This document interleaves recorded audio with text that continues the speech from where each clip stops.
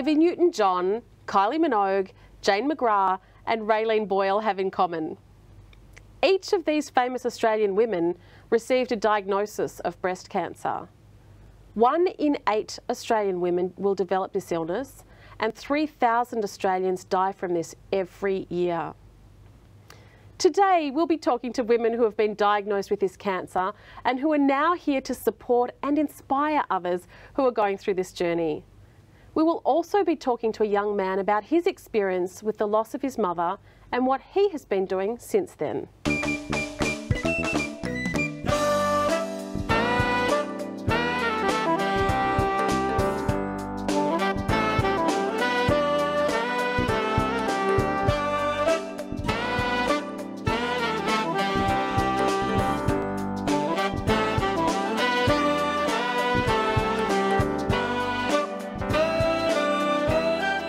Hi, I'm Lara Leanne and I'm a clinical psychologist, wife and mother of 4. The advantage of having a TV show like this here in Australia is that I get the opportunity to meet some amazing people who share their stories with us and give us the chance to learn lessons from them and for us to feel empowered in our lives. Mike Leddin is a 26-year-old entrepreneur who owns a Melbourne-based clothing label, Leddin Grey, loves footy and basketball, and became an author earlier this year.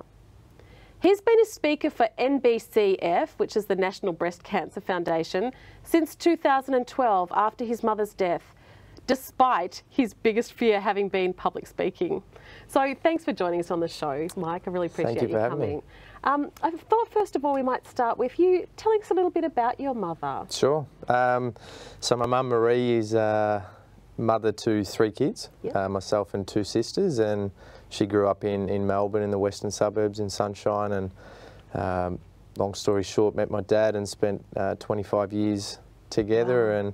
And basically a stay-at-home mum, and Dad was off in the corporate gig, and she brought the kids up, and we did a little stint to Adelaide and things like that. But okay, so yeah. What kind of person was she? Was she, you know, bubbly, like blonde-headed little lady that everyone around locally knew, and very ambitious. I think I've got a little bit of that from her in entrepreneurial things, and yeah. So one of those people that was just well liked by people. It Absolutely. Sounds like. Yeah, I don't think she could say a bad thing about anyone, no matter what they did to her, and yeah, definitely well liked throughout our neighbourhood. Yeah. So tell us about her journey. She was diagnosed. I think she was diagnosed a number of times. Yeah. Tell us the first time. What happened? How old were you? That sort of thing. Sure. She was actually 31 when she was first diagnosed. Wow. So I was 4 years of age. I don't remember too much of that back then, and so first diagnosis was in '92. We sort of carried on with a few different treatments that were around at that period of time, and we confronted early stages of mum having to have a mastectomy, and being young kids, we had no idea what that was, and I think the most confronting thing for me was seeing mum without hair and playing around with wigs, and we moulded that into our lifestyle, and carried on with those kind of things that a lot of other family members saw pretty weird. And so how long was that journey, the first journey? Yeah, sure. So diagnosed in '92, and then she had the mastectomy. Things were cleared within sort of 12 to 18 months. Yeah. And then second diagnosis came around in '97, so we had sort of about 5 years in between them, where it's coming back now, we know that cancer cells were still around, and but they were undetected at that point, and her third diagnosis was in 2007, so she had a span over what turned out to be 19 years worth of 3 diagnoses. So how did she, you won't remember how she coped at the age of when you were 4, yeah, sure. But do you have any recollection about what happened within the family at the second diagnosis, and certainly by the third time through? I mean, she would imagine that she was cleared by the second time, and then to have the third one come up as well. Do you remember how she coped? And then I'll ask you about the rest of you. Yeah, for sure. I mean, early stages I knew something was up when we had our grandparents come down from Sydney and do a few things around the house that turned into quite a bit, and seeing mum fatigued and those type of things. I think as we got to second and third diagnosis, I started to see a lot more physical fatigue, and she was tapping into, you know, your natural remedies, and started to meditate, read, started doing, you know, her own paintings and things like this to try and take her mind off what was really becoming a daily battle. And I think as her journey started to grow with cancer or breast cancer living in our home, we got very used to it, and I think she tried to mould her lifestyle around that. So we saw points where physically you could tell she was battling an illness there, and she would just try and leverage anything she could to get her mind off what was really a traumatic time for her over, you know, such a long period. She sounds really strong, like Absolutely. A really strong woman to do meditation and trying to get her mind off everything. Yeah. How was it for you guys? Because you've got two sisters, you were saying, and yourself. How was that for you guys? Because, you know, often a mother is the centre of the family, and to find her, you know, being fatigued, and, you know, in the beginning that's probably all you really understood, but later on for her to be so sick, how did you all cope with that? I think we've got a fantastic family to begin with, so a lot of aunts and uncles, and my father comes from quite a big family. I look to him as a pivotal reason as to why we did so well over such a long journey with Mum being sick.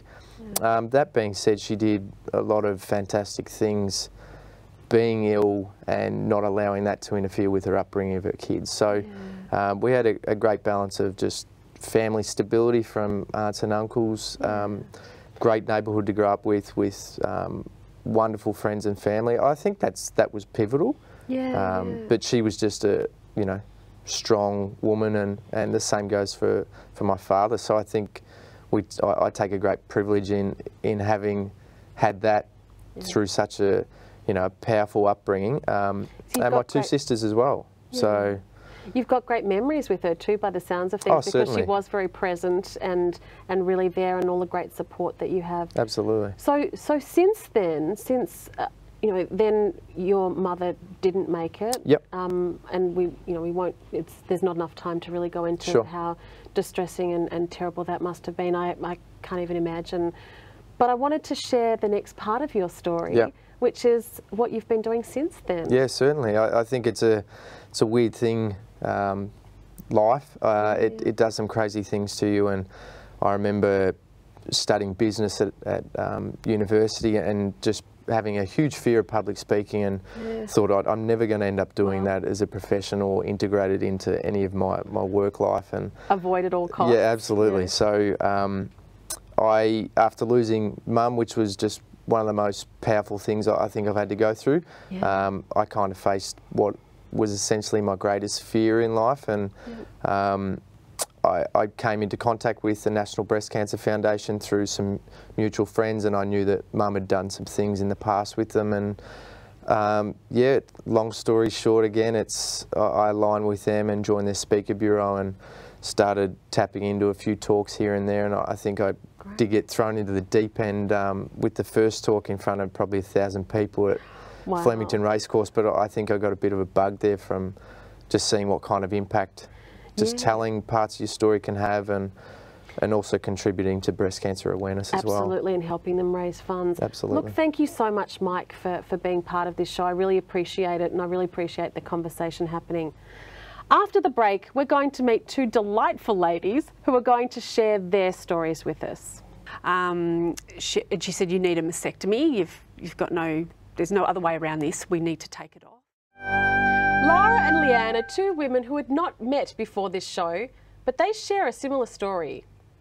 They're both wives and mothers, and both have had a diagnosis of breast cancer. But first, here's some footage of them sharing their stories. I'm Leanne and I'm 39 years old. I'm Lara and I'm 37 years old. It was just before Christmas, and I actually felt it was quite dense underneath, and it was funny because at our work party, the little boy leant against me right here, so do they cuddle into you? And I thought, God, that hurts. And I kept thinking, I'm going to go get this checked. I have to go get it checked. Well, I actually came from a family with no history of breast cancer whatsoever.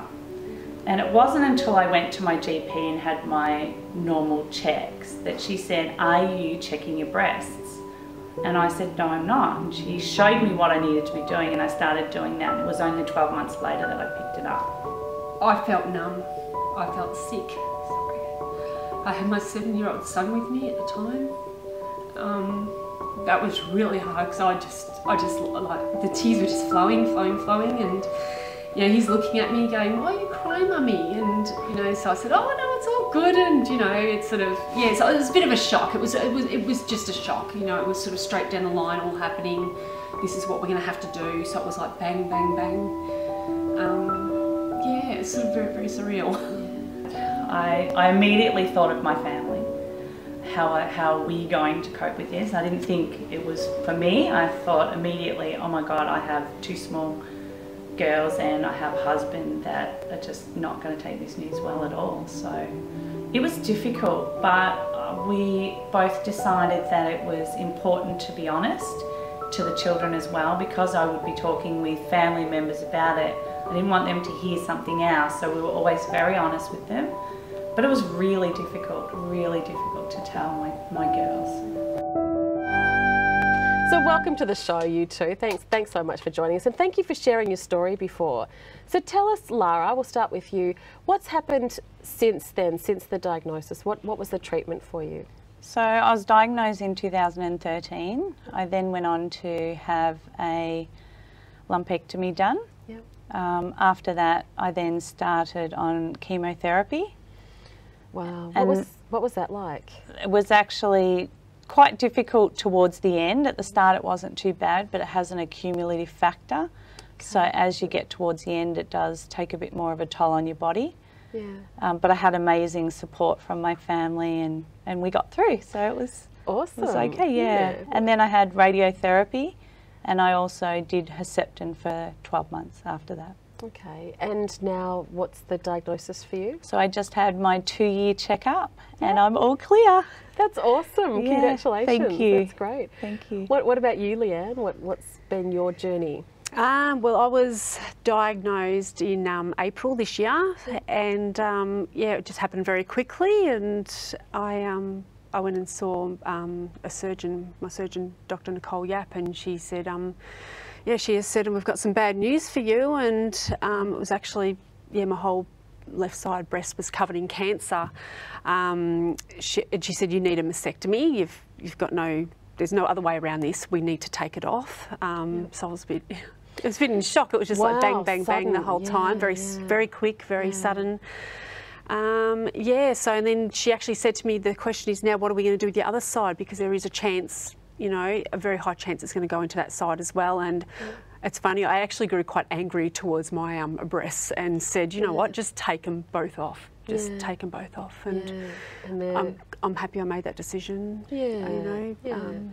And you have just a little bit of a story about when you went to get checked up. You went and spoke to your doctor, and what happened? Yes, I went to my to a GP, and she actually said, you know, oh, you know, you're young. I'm like 38. She said, you're young. There's no chance that, you know, there won't be cancer. I don't know what you're worried about. If you want to have an ultrasound, we'll send you for one. And so she gave me the slip, and I thought, oh, I'll go and get it done. It's not going to hurt. Anyway, it came back, and she said, it looks like there's just cysts in there. Look, I wouldn't worry about it. And I remember my mum saying to me when I was younger, if you're ever worried about it, just always say you've got family history. If you're ever worried about anything, you've got family history. And it wasn't sitting well with me. So I pursued it, and she said, oh, you know, I can put you onto a breast surgeon if you like. And I said, well, that would be great. Anyway, and I thought, oh God, they're probably just thinking I'm being a hypochondriac. Yeah. But yeah, no, I thought, no, I'm going to go and see her. And thankfully, and I also sort of told the white lie to my surgeon, who I've now said to her I did lie to you and say I had family history. And actually, yeah, before the show, Leanne actually had to confess to her surgeon that she was going to admit to having lied about family history. I felt so bad about it. I'm thinking, oh. But you know, it was one thing that you needed to do to get seen and to have your, you know, yourself checked properly. You just got to put, you know, you've just got to push away, and you know, if you're not feeling, which I wasn't feeling right about something. And you were right. And that's what she said. She said, well, thank God you did lie. Yeah. Because, you know, otherwise I wouldn't have got where I were, you know, if I had have left it. Yeah. She said my prognosis would have been totally different. Yeah. So. And just to be clear for the show, we are not recommending that people actually say this to their surgeon, but in your case it was the best thing to do. So Lara, tell us a little bit about how, you know, when you were diagnosed and how you've gone since then. How have you coped with it? Because it is a scary journey. Absolutely. To be diagnosed, chemo, radio. Tell us a little bit about how you've coped through that and since then. So when I first got diagnosed, I think you go through a stage of being angry. How could that be right? Yeah. Are you sure? Yeah. And then I think once you speak to your surgeon and you speak to the medical team and you realise what's going to happen, they really inform you, so you are up to speed with what's going to happen. Yeah. So you then rely on the support of family and friends and everybody around you to help get you through. But it's not just me who's going through it was my whole family. So I needed to make sure that I stayed positive, because if I fell to pieces, they would too. And I had 2 small daughters at the time, so I needed to be strong. So how did you stop yourself from falling apart? How did you manage that? Because that would be, you know, it's scary. You know, the first thing I'm sure that both of you thought of was, am I going to die? I mean, that would be the first thought. Absolutely. So how did you stay strong through that time? I realised that if I didn't, that impact carried out through the family. So I could see the fear in everyone's eyes, and I knew that the only way was to do it in a positive way and push everyone through. Yeah. So and here you had to dig deep. Yeah. Here you are. And was it the same for you, Leanne? Was it a similar thing that you had to make sure that you stayed strong, or did you not feel that need? Or no, I did. It was honestly, it was really hard at first because it was such a shock, you know. And I was with my 7-year-old son at the time, so being in there, being told that, you know, that was my biggest concern was for him not to see me upset. And so you had to. That was really hard. But then after that, I sort of picked myself up and.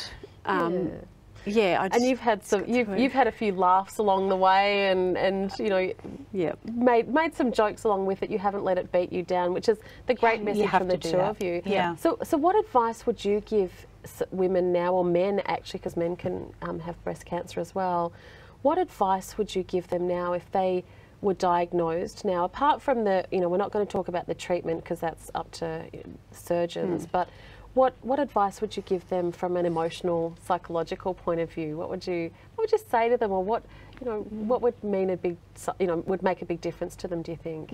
Well, my biggest thing was thinking that, you know, it's not necessarily a death sentence. You know, everyone hears the word cancer and it's automatically think, oh, I'm going to die. Yeah. But it's not. There's so many treatments out there, and you know, especially when it's, you know, it's caught early and everything. You know, that's important, and it's not a death sentence. There's so much they can do out there. You know, so many treatments. So Do you have any? Well, that's very true. It is a period of time. I remember my doctor saying, look, the next 12 months is going to be really horrible, but after that you claim your life back. And I held on to that, and that was something that carried me all the way through, knowing, okay, I can do 12 months of hard yards and know that at the end I'm going to have my life back and our family's going to stay perfect. So, and you're a winner then. Yeah. Thanks so much for being on the show, ladies. After the break, we'll be continuing our conversation about the emotional side of the cancer journey. Stay tuned. A couple of years after I had been diagnosed and I'd gone through my treatments, I connected with BreaCan. Frederika is a peer support volunteer for the organisation BreaCan, which is a unique information and support service for Victorian women living with various women's cancers. They offer a holistic, women-centred, community-based service that works in tandem with their medical treatment and existing support systems. So, Frederika, thanks for coming. So tell me, what do you do with BreaCan? Thanks, Sally Ann. Sally Ann, at BreaCan, I'm a peer support volunteer.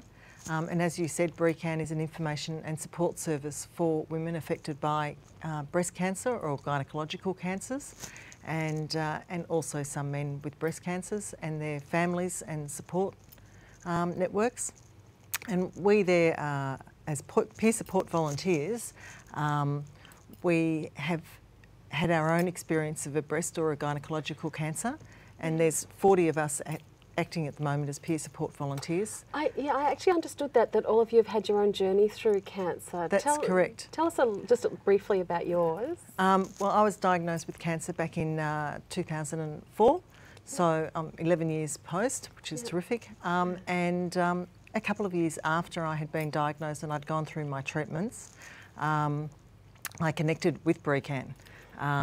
And I hadn't previously thought that I needed a service like BreaCan, and once I did connect with BreaCan, it was almost uplifting, because it was a sense of relief talking to other women that have been through a similar experience, and to be able to share that experience. And one of the most important things I got out of it was that sense of it's okay to feel how I was feeling.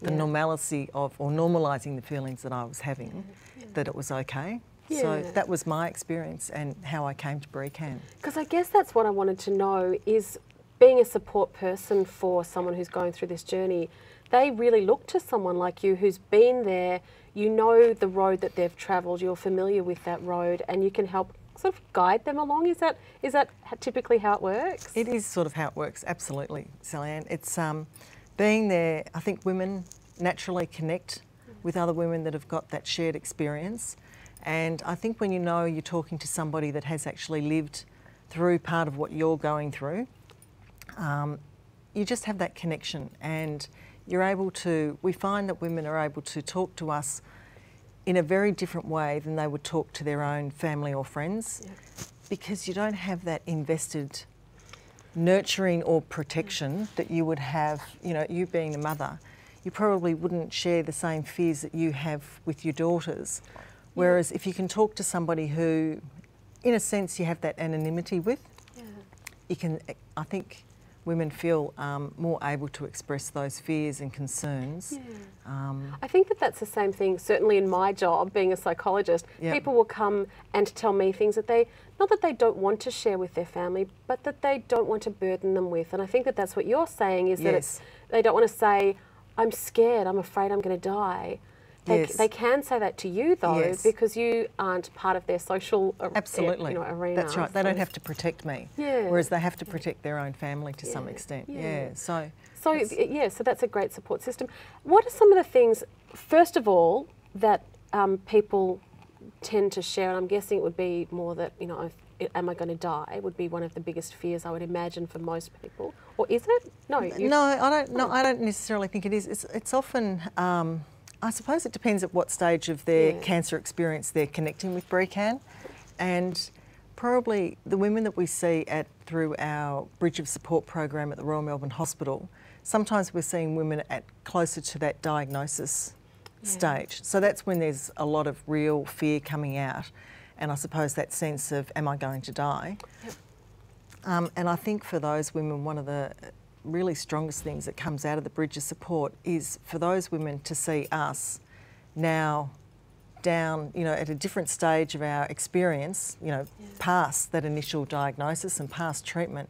They can see us living well, and I think that probably gives them a sense of hope that they too can get through the experience first of what they need to. So that inspiration, really, seeing someone who's been through this same journey, and there is a life afterwards. They know where they can go after that. So that's right. Look, thank you very much for the service that you do, Frederika, and thank you very much for sharing everything with us as well. I really appreciate your time. So thanks for being here. Thanks, Sally Ann. And so look, a huge thanks to all of our guests today.